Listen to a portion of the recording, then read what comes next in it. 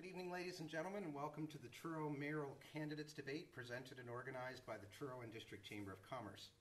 We're hoping the next hour or so will give you some insight into both of the candidates running for mayor in the town of Truro. And if you haven't already made up your mind which person you're voting for, we hope it will help us with that as well. All of the questions we'll be asking here tonight were submitted to us via email from residents and businesses in Truro.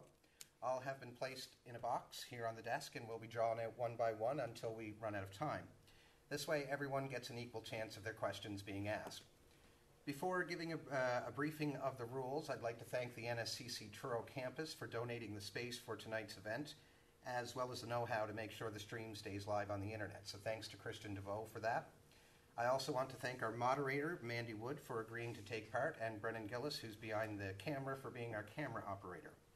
And just a quick briefing of the rules. The order of opening statements was determined by a draw, and Kelty Jones will go first. Bill Mills will go first in the closing statements. Each candidate will be given 2 minutes for opening remarks and 2 minutes for closing remarks. Each candidate will be given 2 minutes to answer a question from the moderator, and both candidates will have the opportunity to answer each question.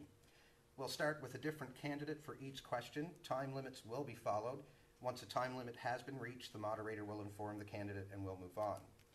To encourage debate between candidates, we will allow 4 rebuttals. Each candidate is being given the chance to make 3 rebuttals.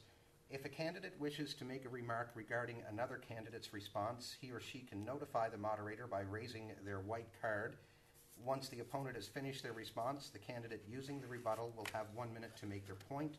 The question candidate then gets 1 minute to respond. After the response, we'll continue with the original question with the next candidate in line, and once a candidate uses their 3 rebuttals, they will not be able to make further rebuttals. It is the job of the moderator, of course, to ensure rebuttals are on topic. We will cover a wide variety of topics during our allotted time tonight. Rebuttals should deal directly with a point made by the question candidate.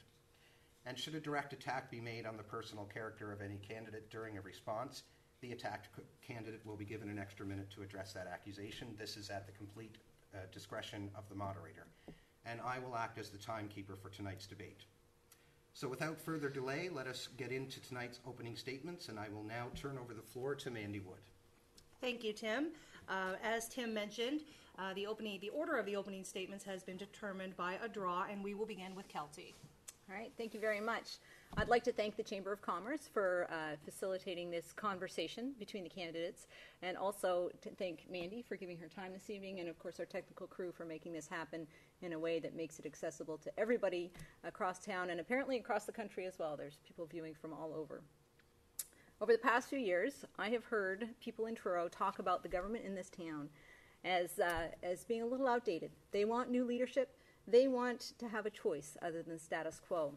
I bring, as the candidate for mayor, I bring a fresh perspective and some significant experience. I've served on 5 different not-for-profit boards, including as board president on 2 of those boards, so I have experience in governance and facilitation and moving people forward. I also served for 5 years as an elected official on a school board that served 50,000 constituents and had a budget of $65 million.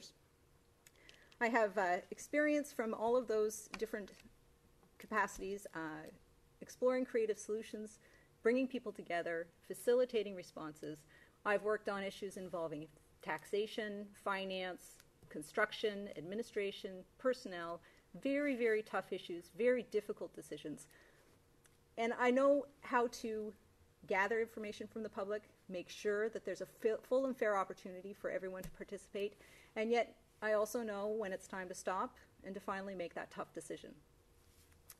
As mayor, my priorities are transparency in our governance, creating a sustainable community, and celebrating the community that we are and improving our reputation. Decisions made by local government need to be made and discussed in the public, and the public needs to have a full and fair opportunity to participate. In addition, all of the decisions that a governing body should make need to be aligned with their priorities, and our main priorities should be creating a sustainable community, one where people can have good job opportunities, where we can find the resources that we need here, find the services that we need here, and be able to support our community in a way that doesn't damage the environment. In addition, we need to make sure that the rest of the province understands what an amazing community we are and that we are one of the best places to live in Nova Scotia. Thank you very much, Kelsey. And now, Bill, your opening statement. Well, thank you very much, Mandy, and likewise, I'd like to thank all who are involved with making this broadcast possible tonight. It's certainly a privilege to be here, and certainly I am the mayor. I have been the mayor for 15 years and on municipal politics for 25. So I do think that I bring a certain amount of experience to the table, and certainly I think one of the most important traits that a municipal official has to have is the ability to make a decision. And, I serve on every committee of the town of Truro. I'll give you an example of some of the experience that I have. One of the committees I did serve on, and still do, the pool committee, which is here at the Nova Scotia Community College. When I went back on that committee about 5 to 10 years ago, they were about $50,000 in debt. Within the first meeting that I was able to attend, I made 3 motions, and today that committee now is $125,000 in the bank. It's kind of those common sense things that we have to do and make decisions. People talk about making decisions publicly. Our council has done that.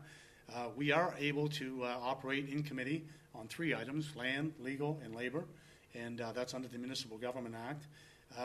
We also, when it comes to sustainability, certainly won an award in St. John's, Newfoundland last summer, which would be 2011, the best in Canada for planning, sustainable plan, the best in Canada for 15,000 and under for a community this size. So we're talking some pretty good decisions.